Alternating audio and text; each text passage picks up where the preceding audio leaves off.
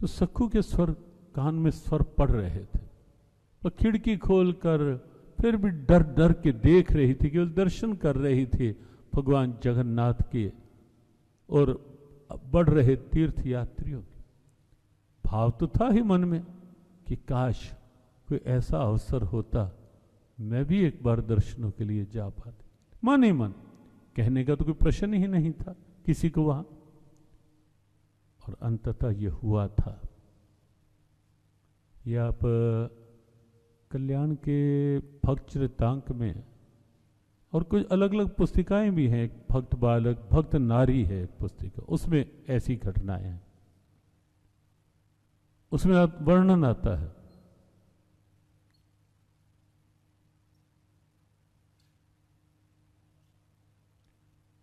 अचानक ऐसा हुआ, रात हो गई, सब सो गए, लेकिन सखू उसी भाव में डूबी हुई, उसी भाव में मगन। और भगवान जगन्नाथ स्वयं चलकर आए थे। कुछ लोगों को ऐसी स्थितियां, लगता है कि ये सनातन धर्म में कुछ ऐसी स्थितियां, लेकिन यही तो हमारे सनातन धर्म का गौरव है। ये अवतारवाद की दिव्यता, यदा यदा ही धर्मस्य ग्लानिर्भवति भारत। अर्जुन, जब जब धर्म की हानि होती है, अधर्म सर उठाने लगता, वो कहीं किसी रूप में भी, व्यापक रूप में भी, या कहीं मान लो, ये भी तो एक वही स्थिति होती है ना, कि मान लो भरी सभा में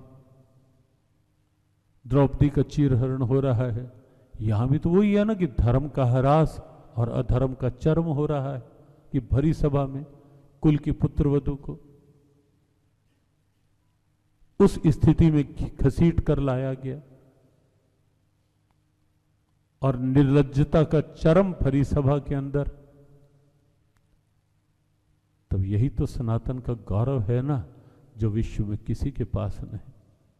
और जो लोग ये कहते हैं कि भगवान आते हैं, जो लोग ये प्रश्न करते हैं, पूछते हैं, पहले तो हम कहते हैं कि हाँ भाई, हमारे आते हैं हमारे भगवान तो। लेकिन कोई कटाक्ष, कोई व्यंग्यात्मक या कोई और ढंग से जब पूछता है, तो फिर उनको एक ही बात कही जाती है कि वे तुम्हारे भगवान इतने नहीं सक्षम होंगे कि वो आ सकें, लेकिन हमारे भगवान तो सक्षम हैं, सर्वशक्तिमान हैं।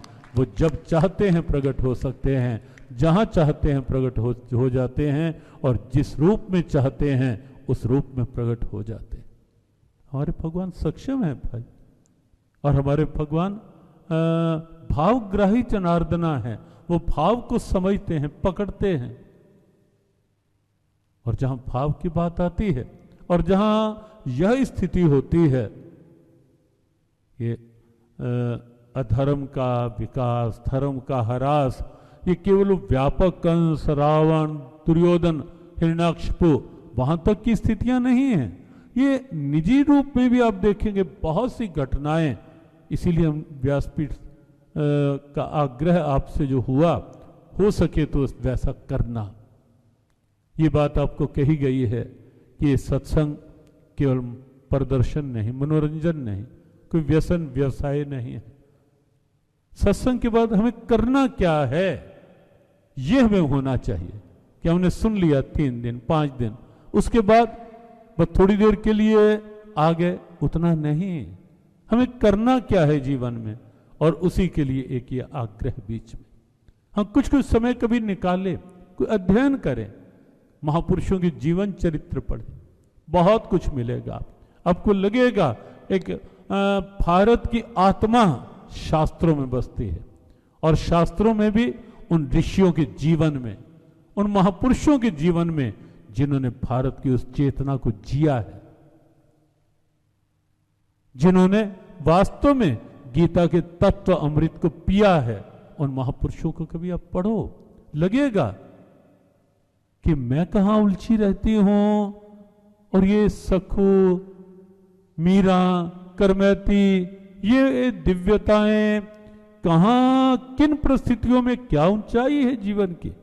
तत्व तो वही है ना, शरीर तो वही है।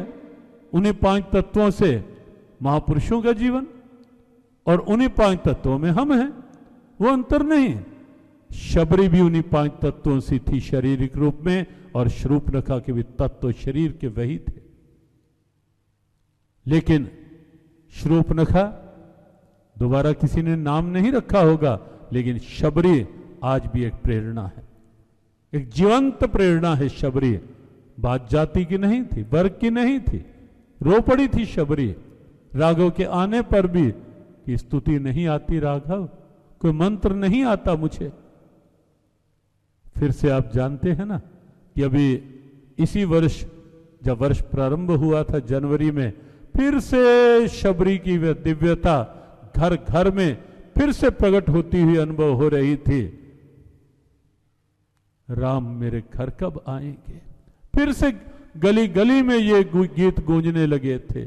शबरी का वो भाव जब प्रभु राम रामलला श्री अवध धाम में विराजित हो रहे थे, और जैसे जैसे वो दिन निकट आ रहा था, वैसे वैसे घर घर में राम की भावनाएं, राम की आस्था, राम की दिव्यताएं घर घर में कई रूपों में फिर से प्रकट हो रही थी। और ये पूरे विश्व ने देखा था कि हमारी ये आस्था केवल मंदिर की 4 दीवारी के लिए नहीं थी कि मंदिर उस रूप में बने। ये मंदिर बनना जन जन के अंदर प्रभु राम के उन दिव्य आदर्शों की स्थापना का एक दिव्य उद्घोष था, और वो फिर से एक बार हुआ था। लेकिन उसे जीवित रखना है, उस परंपरा को बनाए रखना है। तो शबरी आज तक की एक जीवंत प्रेरणा है। शूर्पणखा राशि एक ही है, समय भी एक ही था, लेकिन अंतर आप देख सकते हैं।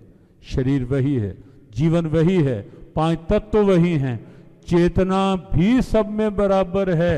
भगवान गीता में बार बार कहते हैं, समोहम सर्वभूतेषु न मे द्वेष्यो अस्ति न प्रियः। हे पार्थ, मैं सबके अंदर बिल्कुल समान रूप में हूं, मेरे लिए कोई बड़ा छोटा नहीं है। ये नहीं कि किसी झोंपड़ी में रहने वाले में मेरा कम अंश हो और किसी बड़े राजमहल में रहने वाले में मेरी चेतना का बहुत अधिक अंश हो। नहीं पार्थ, ऐसा बिल्कुल नहीं है। मैं सबके अंदर एक जैसा हूं, समान हूं। मैं सबके लिए समान, मेरे लिए सब समान, मैं सब में समान। और इसीलिए जब शबरी रोई थी, ये सोच कह करके कि अदम ते अदम अदम अति नारी, अदम जाति में जड़मति भारी, भगवान ने कहा है भामिनी आवश्यकता नहीं इस बात की, मेरे यहां नहीं होता कुछ ऐसा, मेरे यहां तो केवल प्रेम होता है, भाव होता है। तो तत्व वही होते हैं शरीर के, लेकिन अंतर क्या है? अंदर जीवन जीने का एक ढंग क्या होना चाहिए। वही जवानी अर्जुन बनकर एक प्रेरणा बन सकती है, लेकिन वही जवानी दुर्योधन बनकर कुल के संहार का कारण बन सकती है। हमें कैसा बनना है?